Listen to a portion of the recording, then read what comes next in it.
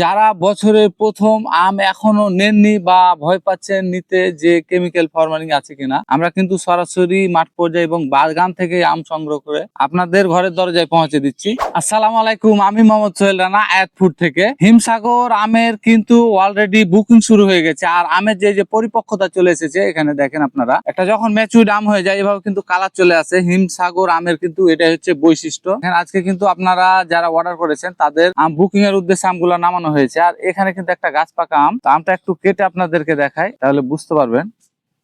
এই যে দেখেন, মানে কালারটা যে চলে এসেছে পাকা আমের, সেটা এখান থেকে দেখলে বুঝতে পারবেন। তো হিমসাগর আম কিন্তু খুবই মিষ্টি হয়, সেই রকম কড়া লেভেলের মিষ্টি আম। তো ছোট বড় বাচ্চা বৃদ্ধ সবাই কিন্তু পছন্দ করে এই আমটি। তো যারা বছরের প্রথম আম এখনো নেননি বা ভয় পাচ্ছেন নিতে যে কেমিক্যাল ফার্মিং আছে কিনা, আমরা কিন্তু সরাসরি মাঠ পর্যায়ে এবং বাগান থেকে আম সংগ্রহ করে আপনাদের ঘরের দরজায় পৌঁছে দিচ্ছি।